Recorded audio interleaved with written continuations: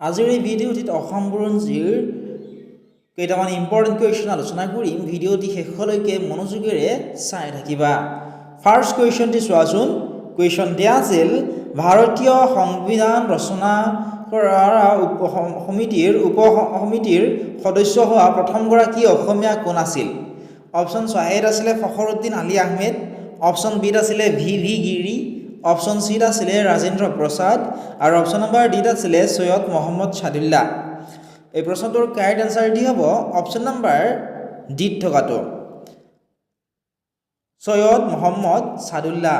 Question number 2 চোৱা। Sivasagar mission press কেতিয়া প্ৰতিষ্ঠা লাভ কৰিছিলে?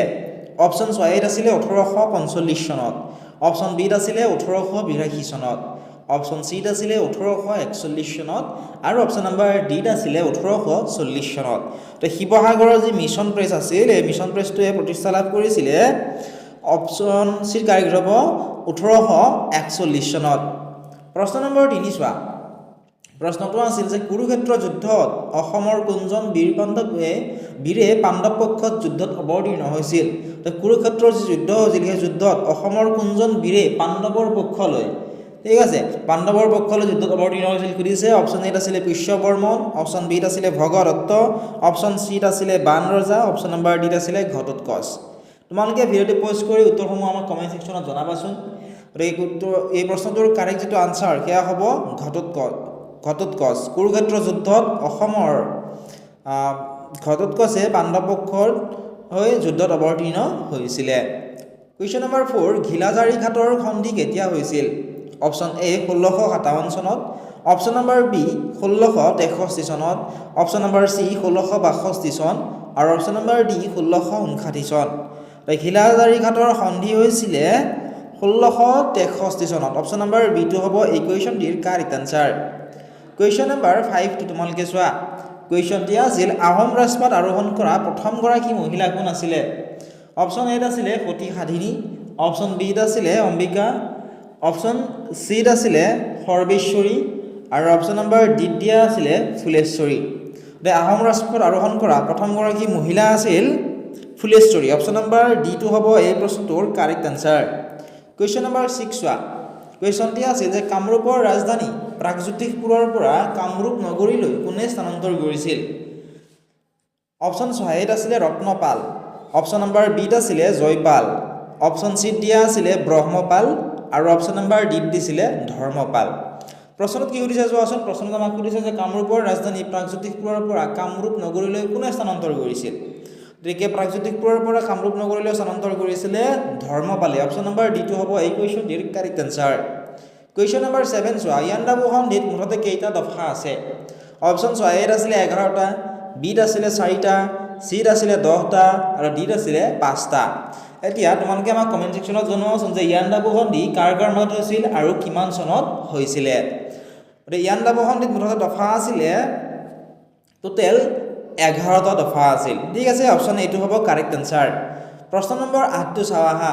প্ৰশ্নটো আছিল আছাম লাইট ইনফেণ্ট্ৰি নামৰ সামৰিক বাহিনী কোনে গঠন কৰিছিল? অপশ্যন চোৱা। অপশ্যন এত আছিলে ASC বেইলি, অপশ্যন বিত আছিলে David Scott, option C Colonel Keating, option number ডিত দিয়া আছিল Thomas Campbell Robertson. Assam Light Infantry নামৰ যিটো সামৰিক বাহিনী আছিল, এই সামৰিক বাহিনীটো গঠন কৰিছিলে ডেভিড স্কটে। অপশ্যন বি কাৰেক্ট হ'ব। কুৱেশ্যন নম্বৰ 9 চোৱা। কুৱেশ্যনটি আছিল যে নৱগ্ৰহ মন্দিৰ কোন পাহাৰৰ শিখৰত অৱস্থিত? অপশ্যন এত আছিলে কালা পাহাৰ, অপশ্যন বিত আছিলে চিত্ৰাচল পাহাৰ, অপশ্যন চিত আছিলে জাপুৰিগোপ পাহাৰ আৰু অপশ্যন নম্বৰ ডিত দিয়া আছিলে নীলাচল পাহাৰ। তো নৱগ্ৰহ যিটো মন্দিৰ আছে, এই নৱগ্ৰহ মন্দিৰটো চিত্ৰাচল পাহাৰৰ শিখৰত অৱস্থিত। অপশ্যন নম্বৰ বিটো হ'ব এই কুৱেশ্যনটিৰ কাৰেক্ট আনচাৰ। কুৱেশ্যন নম্বৰ 10 চোৱা। কুৱেশ্যনটি আছিল আৰ্যভট্ট বংশৰ শেষৰজন ৰজা কোন আছিলে? অপশ্যন এত আছিলে সন্ধ্যা, অপশ্যন বিত আছিলে ৰামচন্দ্ৰ, অপশ্যন নম্বৰ চিত আছিলে মৃগাংক আৰু অপশ্যন নম্বৰ ডিত দিয়া আছিলে জোঙাল বলহু। আৰ্যভট্ট যিটো বংশ আছিলে, আৰ্যভট্ট বংশৰ শেষৰজন ৰজা আছিলে মৃগাংক। অপশ্যনসমূহৰ ভিতৰত অপশ্যন নম্বৰ চি হ'ব এই কুৱেশ্যনটিৰ কাৰেক্ট আনচাৰ। প্ৰশ্ন নম্বৰ 11 চোৱা। প্ৰশ্নটো আছিল যে শালস্তম্ভ বংশৰ ৰাজধানী কি আছিলে? অপশ্যন এত আছিলে শদিয়া, বিত আছিলে ৰংপুৰ, চিত আছিলে হাজো আৰু ডিত আছিলে হাৰুবিশ্বৰ। শালস্তম্ভ যিটো বংশ আছিলে, শালস্তম্ভ বংশৰ ৰাজধানী আছিলে হাৰুবেশ্বৰ। গতিকে অপশ্যন নম্বৰ ডি হ'ব এই প্ৰশ্নটোৰ কাৰেক্ট আনচাৰ। কুৱেশ্যন নম্বৰ 12 চোৱাচোন। কুৱেশ্যনটি আছিল যে ৰংঘৰ নিৰ্মাণৰ কাম কোনে প্ৰথমে আৰম্ভ কৰিছিল? অপশ্যনবোৰলৈ মন কৰা। অপশ্যন এত আছিলে শিৱসিংহ, অপশ্যন বিত আছিলে প্ৰমত্ত সিংহ, অপশ্যন চিত আছিলে ৰাজেশ্বৰ সিংহ আৰু অপশ্যন নম্বৰ ডিত দিয়া আছিলে ৰুদ্ৰসিংহ। ৰংঘৰ নিৰ্মাণৰ কাম প্ৰথমে আৰম্ভ কৰিছিল ৰুদ্ৰসিংহই। অপশ্যনসমূহৰ ভিতৰত অপশ্যন নম্বৰ ডি হ'ব এই কুৱেশ্যনটিৰ কাৰেক্ট আনচাৰ। কুৱেশ্যন নম্বৰ 13 চোৱা। অসম চুক্তিৰ ফলস্বৰূপে সৃষ্টি হোৱা শোধনাগাৰ কোনটো আছিল? অপশ্যন চোৱা এত আছিলে নুমলীগড় শোধনাগাৰ, অপশ্যন নম্বৰ বিত দিয়া আছিল ডিগবৈ শোধনাগাৰ, অপশ্যন চিত দিয়া আছিলে নুনমাটি শোধনাগাৰ আৰু অপশ্যন নম্বৰ ডিত দিছিলে বঙাইগাঁও শোধনাগাৰ। অসম চুক্তিৰ ফলস্বৰূপে সৃষ্টি হোৱা যিটো শোধনাগাৰ, এই শোধনাগাৰটো আছিলে নুমলীগড় শোধনাগাৰ। গতিকে অপশ্যন নম্বৰ এইটো হ'ব এই প্ৰশ্নটোৰ কাৰেক্ট আনচাৰ। প্ৰশ্ন নম্বৰ 14 চোৱা। প্ৰশ্নটো আছিল যে অশ্বমেধ যজ্ঞ সমাপন কৰা বৰ্মন বংশৰ প্ৰথম ৰজাজন কোন আছিলে? অপশ্যনবোৰলৈ মন কৰাচোন। অপশ্যন এত আছিলে ভাস্কৰ বৰ্মন, অপশ্যন বিত আছিলে সমুদ্ৰ বৰ্মন, অপশ্যন চিত আছিলে মহেন্দ্ৰ বৰ্মন আৰু অপশ্যন নম্বৰ ডিত দিয়া আছিলে বিশ্ব বৰ্মন। অশ্বমেধ যজ্ঞ সমাপন কৰা বৰ্মন বংশৰ প্ৰথমজন ৰজা আছিলে Mahendra Varman. Option number C হ'ব এই কুৱেশ্যনটিৰ কাৰেক্ট আনচাৰ। কুৱেশ্যন নম্বৰ 15 চাওঁ আহা। কুৱেশ্যনটি আছিল অসম বুৰঞ্জীত নৰিয়া ৰজা বুলি কাক জনা যায়? অপশ্যন চোৱা এত আছিলে চুকলেংমুং, অপশ্যন বিত আছিলে চুলিকফা, অপশ্যন চিত আছিলে চুতামলা আৰু অপশ্যন নম্বৰ ডিত দিয়া আছিলে চুটিনফা। অসম বুৰঞ্জীত নৰিয়া ৰজা বুলি জনা যায় চুটিনফাক। অপশ্যন নম্বৰ ডি হ'ব এই প্ৰশ্নটোৰ কাৰেক্ট আনচাৰ। ঠিক আছে। নেক্সট চোৱা। Question number 16। কুৱেশ্যনটি আছিল যে অসমৰ ৰাজধানী শ্বিলঙৰ পৰা দিছপুৰলৈ স্থানান্তৰ কৰাৰ সময়ত অসমৰ মুখ্যমন্ত্ৰী কোন আছিল? এতিয়া চোৱা, আমি জানো বৰ্তমান অসমৰ ৰাজধানী কি হয় দিছপুৰ, কিন্তু এটা সময়ত অসমৰ ৰাজধানী শ্বিলং আছিল। ঠিক আছে। গতিকে অসমৰ ৰাজধানী সেই শ্বিলঙৰ পৰা দিছপুৰলৈ যেতিয়া স্থানান্তৰ কৰিছিল, সেই স্থানান্তৰ কৰাৰ সময়ত অসমৰ মুখ্যমন্ত্ৰী কোন আছিলে সুধিছে। অপশ্যন এত আছিলে শৰৎচন্দ্ৰ সিংহ, অপশ্যন বিত আছিলে তৰুণ গগৈ, অপশ্যন চিত আছিলে গোপীনাথ বৰদলৈ আৰু অপশ্যন নম্বৰ ডিত দিয়া আছিলে প্ৰফুল্ল কুমাৰ মহন্ত। কুৱেশ্যনটিৰ কাৰেক্ট আনচাৰ অপশ্যন নম্বৰ এইটো হ'ব। অসমৰ ৰাজধানী শ্বিলঙৰ পৰা দিছপুৰলৈ স্থানান্তৰ কৰাৰ সময়ত অসমৰ মুখ্যমন্ত্ৰী শৰৎচন্দ্ৰ সিংহ আছিলে। কুৱেশ্যন নম্বৰ 17 চোৱা। কুৱেশ্যনটি আছিল যে মীৰ জুমলাৰ লগত কামৰূপ ভ্ৰমণ কৰা পৰিব্ৰাজকজনৰ নাম কি আছিল? অপশ্যন চোৱা এত আছিলে শিহাবুদ্দিন তালিচ, অপশ্যন বিত আছিলে ৰাল্ফ ফিটছ, অপশ্যন চিত আছিলে মিৰ্জা নাথ আৰু অপশ্যন নম্বৰ ডিত দি আছিলে হিউৱেন চাং। বহুতেই কামৰূপ ভ্ৰমণ বুলি যিহেতু আছে, বহুতেই ইয়াৰ আনচাৰটো হিউৱেন চাং লিখি থৈ আহে, কিন্তু আনচাৰটো হিউৱেন চাং নহ'ব। কাৰেক্ট আনচাৰটো হ'ব অপশ্যন নম্বৰ এত থকাটো মীৰ জুমলাৰ লগত কামৰূপ ভ্ৰমণ কৰা পৰিব্ৰাজকজনৰ নাম শিহাবুদ্দিন তালিচ আছিলে। কুৱেশ্যন নম্বৰ 18 চোৱা।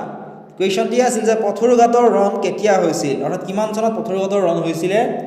অপশ্যন চোৱা এত আছিলে 1894 চন, অপশ্যন বিত আছিলে 1228 চন, অপশ্যন চি 1887 চন, অপশ্যন নম্বৰ ডিত দিয়া আছিলে 1942 চন। এতিয়া পথৰুঘাটৰ যি ৰণ, সেই ৰণ হৈছিল, অৰ্থাৎ ৰণ মানে যুদ্ধ, পথৰুঘাটৰ যুদ্ধ হৈছিল 1894 চনত। অপশ্যন নম্বৰ এ হ'ব এই কুৱেশ্যনটিৰ কাৰেক্ট আনচাৰ। কুৱেশ্যন নম্বৰ 19 চোৱা। কুৱেশ্যনটি আছিল যে আহোমসকলৰ ভিতৰত সকলোতকৈ অযোগ্য, অত্যাচাৰী, অকৰ্মণ্য, দুৰ্বলী আৰু ভীৰু ৰজা কোন আছিল? অপশ্যন এত আছিলে চুৰামফা বা ভগা ৰজা, অপশ্যন বিত আছিলে গৌৰীনাথ সিংহ, অপশ্যন চিত আছিলে চন্দ্ৰকান্ত সিংহ, অপশ্যন নম্বৰ ডিত আছিলে চুকলেংমুং বা গড়গয়া ৰজা।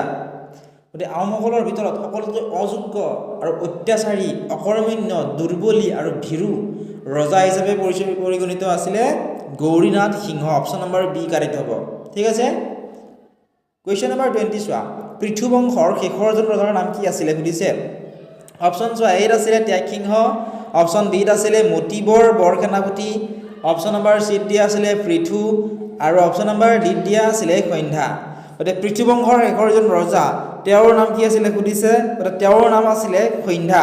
গতিকে এই কুৱেশ্যনটিৰ অপশ্যন নম্বৰ ডিটো হ'ব কাৰেক্ট এনচাৰ। কুৱেশ্যন নম্বৰ 21 চোৱা। কুৱেশ্যনটি আছিল যে কি আইন অনুযায়ী প্ৰদেশসমূহত 1937 চনত প্ৰথমবাৰৰ বাবে নিৰ্বাচন অনুষ্ঠিত কৰা হৈছিল? অপশ্যন চোৱা এত আছিলে ভাৰত বিধি আইন 1936, অপশ্যন বিত আছিলে ভাৰত বিধিয়া ইন 1935, অপশ্যন চিত আছিলে ভাৰত বিধিয়া ইন 1933 আৰু অপশ্যন নম্বৰ ডিত দিয়া আছিল ভাৰত বিধিয়া ইন 1937। আমাক কি সুধিছে আমাক সুধিছে যে কি আইন অনুযায়ী প্ৰত্যক্ষ মহল 1938 চনত প্ৰথমবাৰৰ বাবে নিৰ্বাচন অনুষ্ঠিত কৰা হৈছিল। The correct answer option number বিটো হ'ব ভাৰত বিধিয়া আইন 1935 অনুযায়ী প্ৰত্যক্ষ মহল 1938 চনত প্ৰথমবাৰৰ বাবে নিৰ্বাচন অনুষ্ঠিত কৰা হৈছিলে। কুৱেশ্যন নম্বৰ 22 চোৱা ইয়াণ্ডাবু সন্ধিৰ সময়ত ব্ৰহ্মদেশৰ ৰাজধানী কি আছিলে? অপশ্যন চোৱা এত আছিলে ইয়াণ্ডাবু, বিত আছিলে আভা, চিত আছিলে চিমলা আৰু ডিত আছিলে ডিমাপুৰ। তো ইয়াণ্ডাবু যেতিয়া সন্ধি হৈছিল সেই সময়ত ব্ৰহ্মদেশৰ ৰাজধানী কি আছিল সুধিছে। ইয়াৰ উত্তৰটো মই তোমালোক কৈ নিদিওঁ, তোমালোকে আমাক কমেণ্ট ছেকশ্যনত জনাবা। লগতে সম্পূৰ্ণ ভিডিঅ'টোৰ লগতে ইয়াৰ পিডিএফসমূহ পাবলৈ তোমালোকে আমাৰ এপটো ডাউনলোড কৰি ল'বলৈ নাপাহৰিবা। ডেছক্ৰিপশ্যনত এপটোৰ লিংক দি থোৱা আছে। তাত তোমালোকে 25,000 plus MCQ, 1,000 plus PDF, daily important notes, GK, general knowledge, current affairs গোটেইখিনি তাত তোমালোকৰ বাবে দি থোৱা আছে।